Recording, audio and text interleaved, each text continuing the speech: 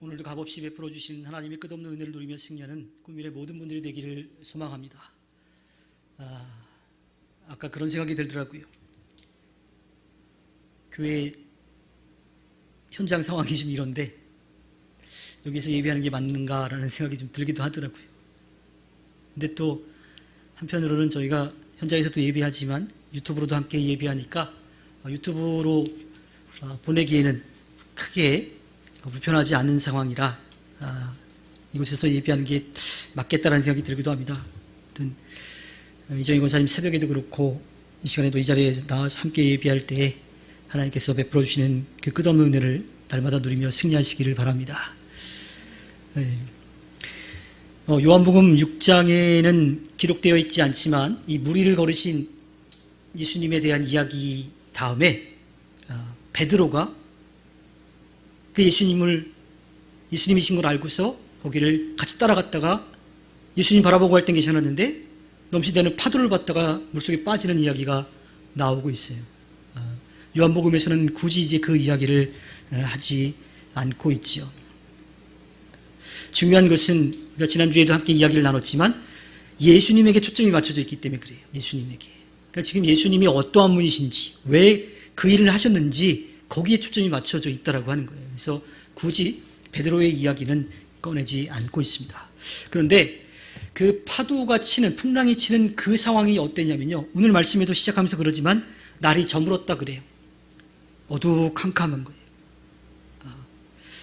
그냥 이 육지, 땅에서도 어두컴컴하면 되게 무서운데요.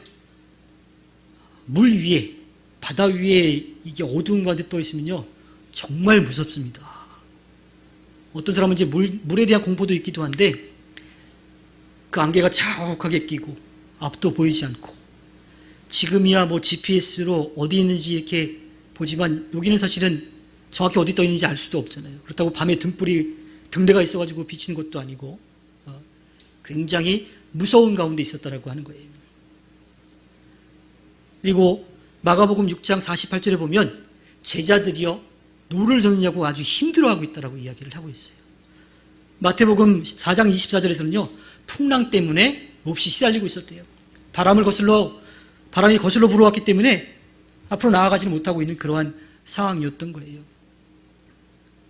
사실 이 바람이 이렇게 불 때는요 배에 돛을 펴가지고 그 바람을 타고 가는 거예요. 바람을 이용해서 제대로 순풍이 불면 그대로 펴가지고 앞으로 나가면 되고 역풍이 불면 지그재그로 타고서 갈 수가 있거든요. 그렇게 가지 못하고 노를 저었다 그래요. 그것 때문에 고민에 빠졌다라고 그렇게 이야기를 하고 있습니다.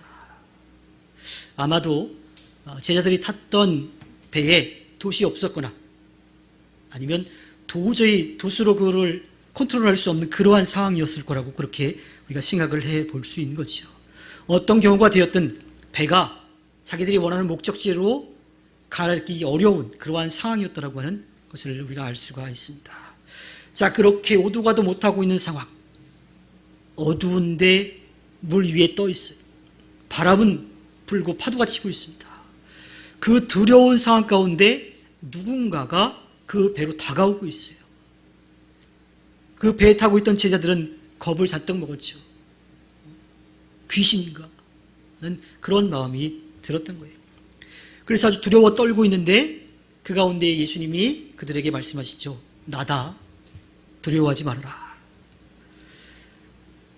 내가 누구다라고 말씀하시는 이 표현은 요한복음에만 나오는 그런 말씀이에요. 많이 들어보셨죠? 헬라어로 에고 에이미, 영어로 하면 I am, 나는 어떠한 존재다라고 하는 것을 이야기하는 거예요. 출애굽기 3장 14절에 가면요. 모세에게 나타나신 하나님께서 모세가 누구십니까? 라고 물어봤을 때에 하나님께서 모세에게 대답하시는 게 있죠. 나는 곧 나다. 그냥 나야. 다른 게 필요 없다라고 하는 이야기입니다.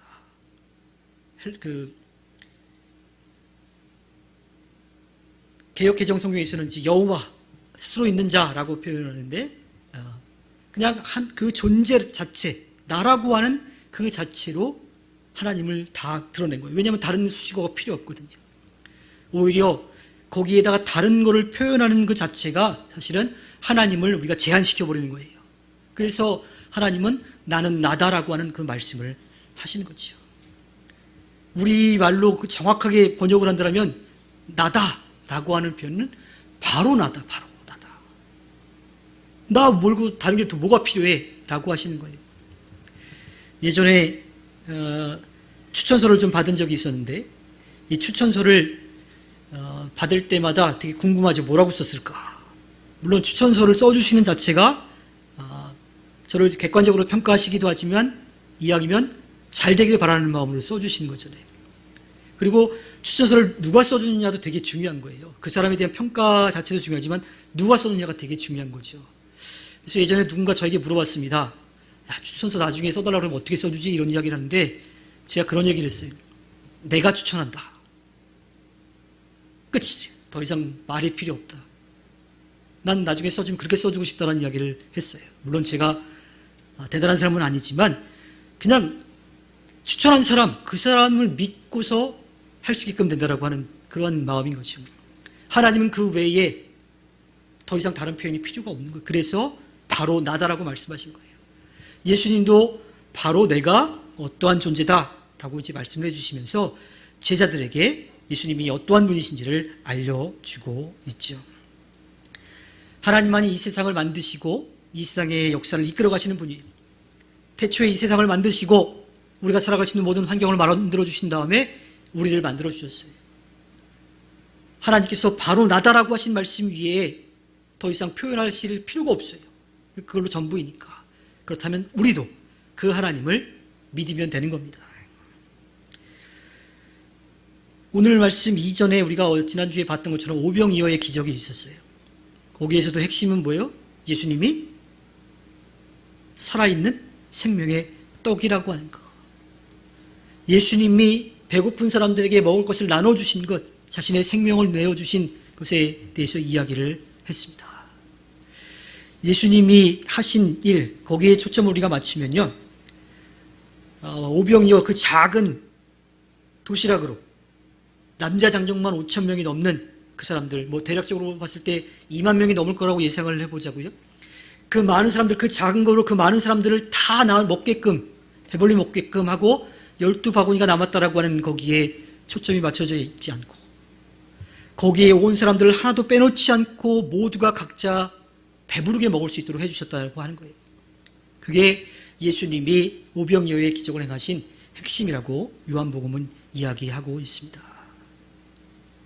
그냥 전체 가운데 많은 사람들 가운데 서 있는 그러한 존재가 아니라 각 사람에게 한 명 한 명 다가가서 그들의 필요를 채워주신 예수님에 대한 이야기이죠.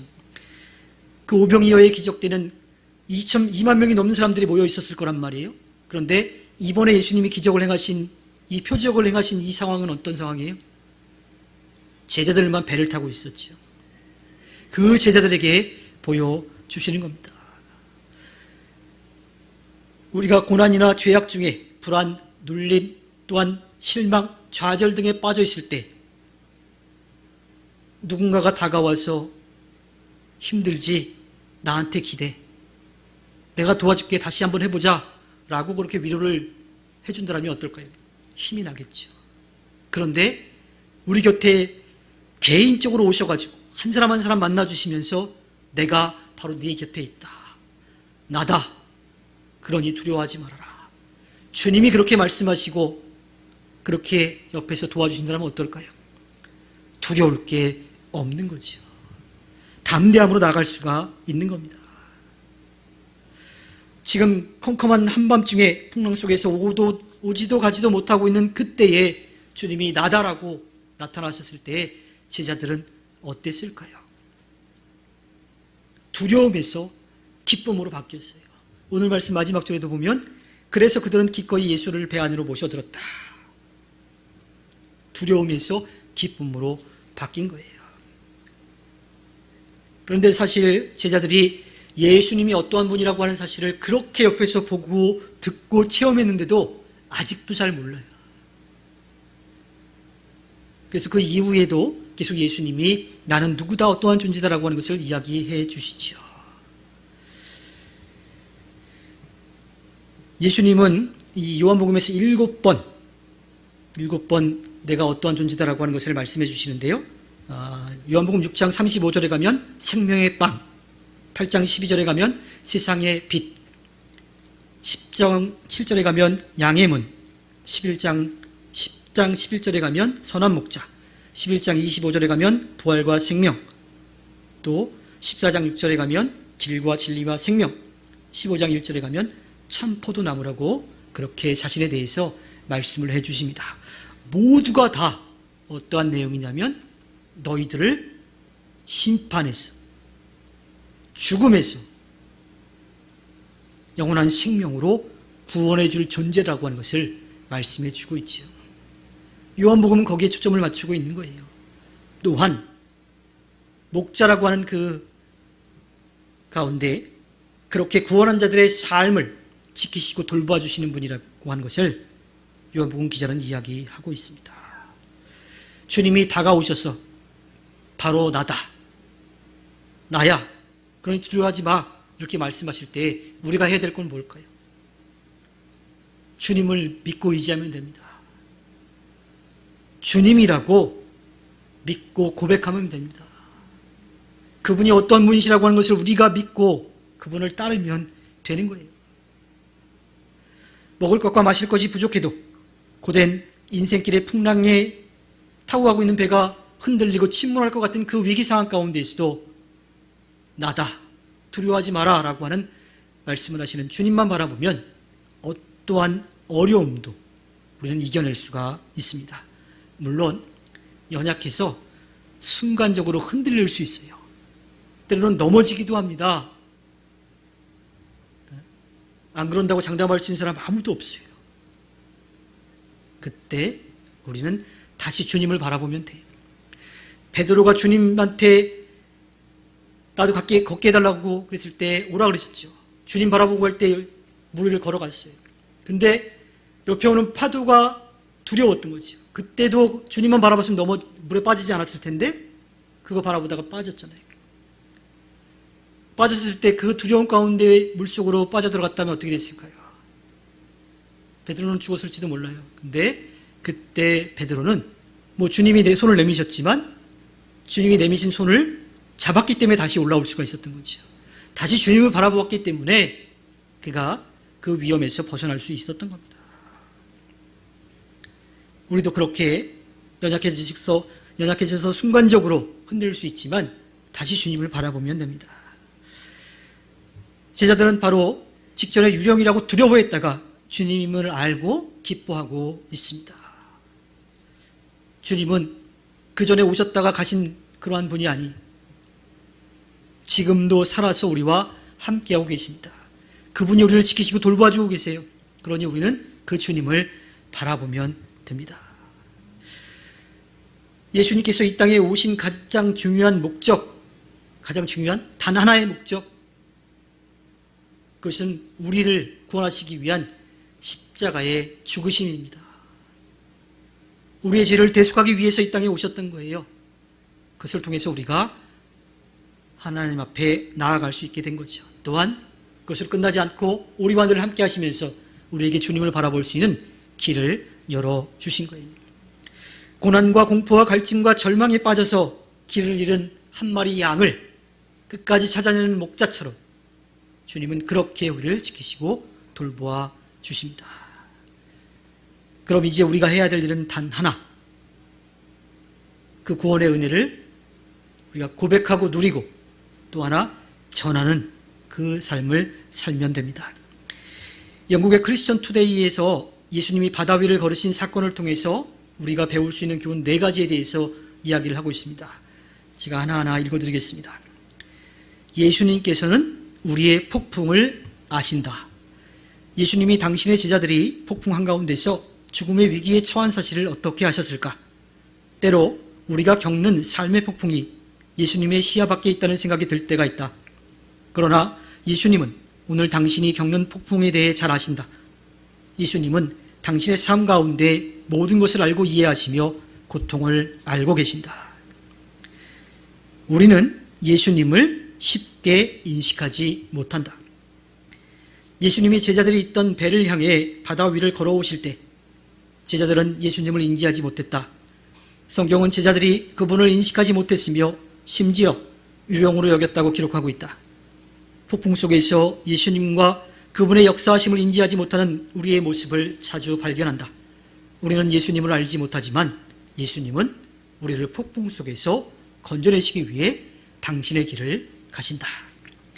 불신은 우리를 바다에 빠뜨릴 뿐이다. 성경의 기록을 보면 베드로는 예수님께 당신처럼 바다 위를 걷게 해달라고 요청한다. 실제로 베드로는 바다 위를 걸어 주님께 나아갔지만 파도를 보고 두려워 물에 빠지고 말았다. 의심은 겉으로 보기에는 아무런 해가 없어 보일지라도 우리를 절망과 낙심에 빠뜨리는 원인이 될 수 있다. 그래서 폭풍을 지날 때에는 예수 그리스도 안에 거하는 믿음과 완전한 신뢰가 꼭 필요하다. 예수님은 우리가 항해를 마칠 때까지 함께 하신다. 우리의 신앙 여정에 많은 어려움이 있다 해도 예수님은 이를 극복할 수 있도록 도우신다.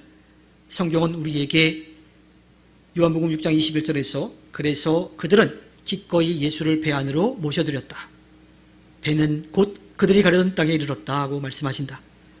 하나님께서는 우리를 향한 계획을 갖고 계시지만 우리의 힘으로는 이를 이룰 수 없다. 감사하게도 예수님이 계셔서 우리를 향한 하나님의 탁월한 계획이 이루어지도록 우리를 도우신다. 예수님이 우리의 모든 상황을 아시고 우리를 지키시고 돌보아주신다고 하는 거예요. 넘어질 때도 있어요. 그때는 주님이 우리의 손을 놓으신 게 아니라 우리가 주님을 떠났다라고 하는 거죠. 그랬을 때 우리는 절망 가운데 빠질 수밖에 없다라고 하는 거예요. 그런데 예수님은 거기서 빠졌다고 실망하고 돌아서시는 것이 아니라 다시 일어설 수 있도록 도와주시고 그 항해를 끝까지 마칠 때까지 지키고 돌보아 주시는 거죠. 우리가 믿고 따를 분은 주님 한 분뿐입니다. 주님 한 분이면 됩니다. 우리가 지난 주일 맥추절을 보내면서 그런 고백을 했죠. 하나님과 함께하는 시작은 전부이다. 세상의 시작은 절반일지 몰라도 하나님과 함께하는 시작은 전부이다. 하나님 한 분이면 되기 때문입니다. 우리가 살아갈 수 있는 모든 것을 만들어주셔서 우리가 살아갈 수 있게 해주신 주님, 우리를 사랑하셔서 우리를 언제나 지키시고 돌보아 주시는 주님, 우리가 잘못된 길로 가더라도 다시 돌아오기를 기다리시는 주님, 그분이 우리가 믿고 따르는 주님입니다. 주님을 인정하고 믿고 따라가 주님 앞에 기쁨을 드리는 꿈밀의 모든 분들이 되기를 주님의 이름으로 부탁드립니다. 기도하겠습니다.